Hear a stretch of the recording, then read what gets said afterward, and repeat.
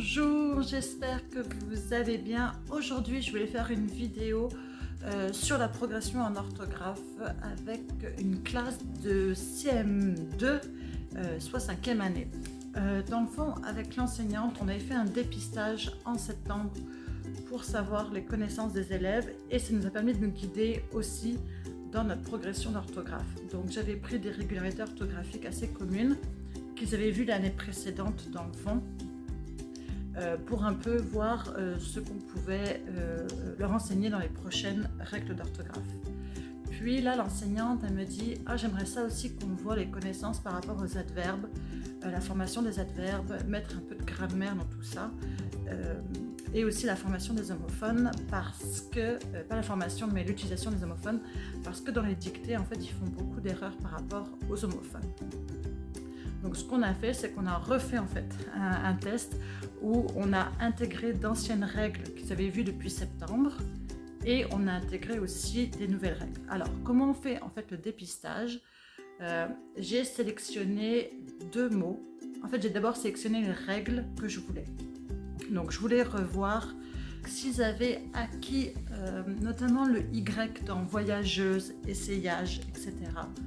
Donc il y avait aussi, je regarde aussi mes notes, en fait on leur a présenté après les résultats.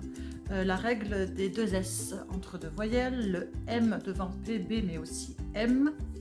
Alors, il y avait le mot immangeable, donc on voulait savoir, donc est-ce qu'ils ont mis le IM de immangeable et aussi est-ce qu'ils ont mis GE pour pas faire immangeable.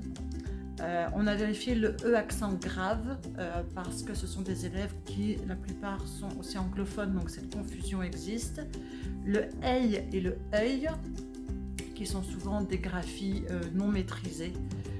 La règle du quand j'entends AC, AP, AT, etc. On double la consonne, donc ATT, APP, ACC.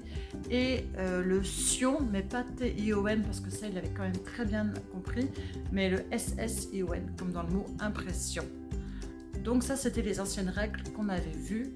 Et je vous dirais qu'à peu près la moitié de la classe ont eu tous les résultats, tous les mots en lien avec ces règles-là justes. Donc ça veut dire qu'il va falloir qu'on retravaille ces mots et ces règles en fait.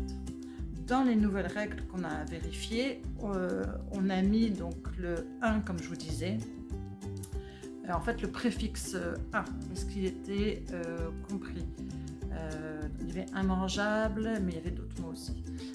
On a utilisé aussi la morphologie. Je voulais savoir si les élèves étaient capables de, mettons si je leur disais le mot chanson, est-ce qu'ils étaient capables d'écrire le mot chansonnier?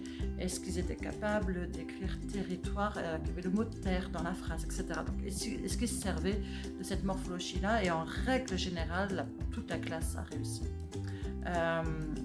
Donc la formation des adverbes, mais de façon avec le féminin, l'adjectif féminin, donc légèrement, exact. Je m'excuse, il y a un oiseau qui vient de frapper ma fenêtre, c'était assez impressionnant. Donc c'est ça, la formation des adverbes, mais aussi la formation des adverbes où ils doivent mettre la double M. Donc ça par contre, c'est pas du tout vu. Et les mots comme chansonnier, où ils devaient mettre les 2 N aussi, chanson, chansonnier. Donc ça n'a pas très bien été. J'ai regardé aussi les mots qui commençaient par ex, comme exceptionnel ou exemple. J'ai pas mis le mot exemple, mais donc voilà. Donc ça a été aussi parce qu'à cause de nos élèves qui sont pas francophones première langue, certains n'ont pas eu tous les mots. Donc généralement, je mets une liste, donc je leur fais des phrases avec un trou, ils doivent écrire le mot dedans et ce mot correspond à une règle. Donc des fois il peut correspondre à 2 règles et j'essaie qu'il y ait au moins 2 mots par règle pour pouvoir voir un peu leur connaissance. J'essaie de leur donner des mots qu'ils connaissent pas forcément dans leur répertoire. Exemple, peut-être immangeable, peut-être ce mot-là ils le connaissent, ils savent ce que ça veut dire au niveau du sens, mais ils ne l'ont pas forcément étudié. Donc ça me permet de voir le 1 de immangeable, le M devant le M et le GE. Donc là, vous voyez, je peux même avoir 3 règles pour ce mot-là.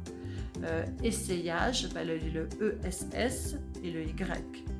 Donc chansonnier, en fait je voulais voir s'ils utilisaient la morphologie de la chanson et après les 2 N. et on peut même vérifier est-ce qu'ils connaissent les métiers en IER. Donc tout ça, vous voyez, ces mots-là, je les prends avec la base de données Francus. Je sélectionne dans le fond le niveau que je veux.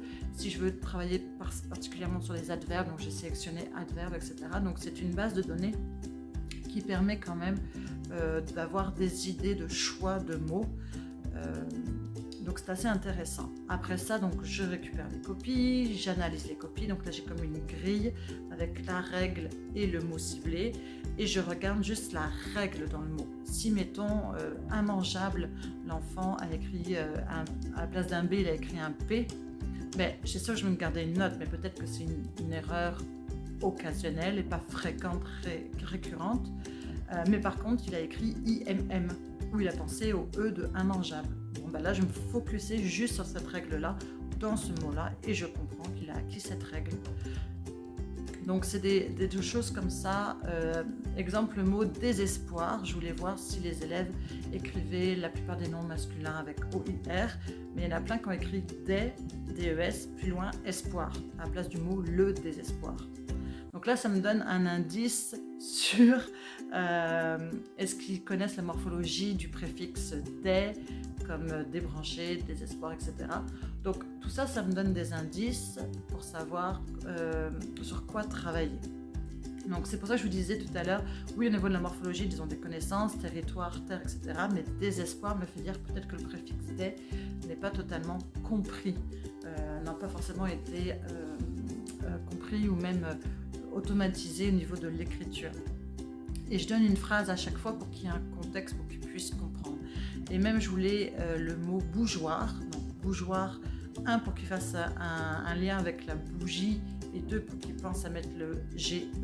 Mais là vous me direz, ok, mais peut-être qu'il y en a qui ne connaissent pas le mot bougeoir. Donc dans ce temps-là, moi j'ai mis une image avec une bougie pour qu'ils puissent faire un lien, pour qu'ils puissent... Excusez-moi, j'ai l'oiseau à côté de moi. Je suis désolée, j'ai comme un oiseau qui a attaqué un autre oiseau, ils ont foncé sur ma fenêtre.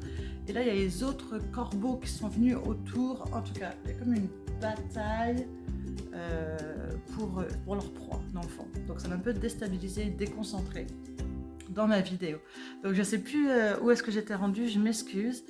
Dans le fond, je disais que j'allais présenter des phrases avec des textes, avec un trou où vous écrivez le mot pour qu'ils aient un contexte au niveau du sens des mots.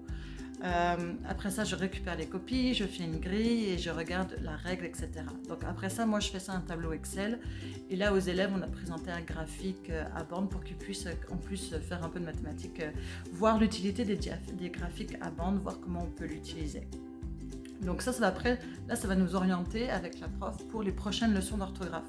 Donc clairement, là on est en train de travailler sur la formation des adjectifs au féminin. C'est dans le but après de rajouter ça pour les adverbes. Donc on construit ça au fur et à mesure, et les mots qu'on choisit, et les mots qu'on choisit, donc je le prends dans la base Francus. Je trouve qu'il est quand même assez riche, etc. Donc, comment on procède pour la dictée, c'est qu'on leur présente les mots, ils essayent de voir ce serait quoi la leçon d'orthographe. De ces mots-là, soit c'est eux, soit c'est moi ou l'enseignante, on leur impose où ils choisissent un mot. Ils doivent trouver quelle est la règle dans ce mot-là. Après ça, ils doivent trouver un synonyme ou un antonyme. Ils doivent trouver un mot de la même famille, quelle est la nature du mot, et l'intégrer dans une phrase. Donc là, ils avaient tendance à faire des phrases un peu plus simples, j'allais dire, avec le verbe avoir ou être à 5 mots. Donc du coup, on leur a montré comment... déjà, on leur a sélectionné des mots un peu plus riches, surtout au niveau du verbe. Et donc là, ils ont vu le groupe du nom. On va pouvoir leur montrer comment enrichir leur phrase avec le groupe du nom. Ils vont voir les adverbes, ils sont en train de voir les adjectifs. Tout ça, ça va leur permettre d'enrichir leur phrase quand c'est le mot à étudier. Après ça, dans la semaine, l'enseignante fait des dictées d'entraînement avant la dictée finale. Donc là, c'est nous qui avons écrit les dictées d'entraînement en lien avec les mots qu'on a sélectionnés. Donc voilà, à chaque fois, en fait, on s'adapte au groupe et à la classe.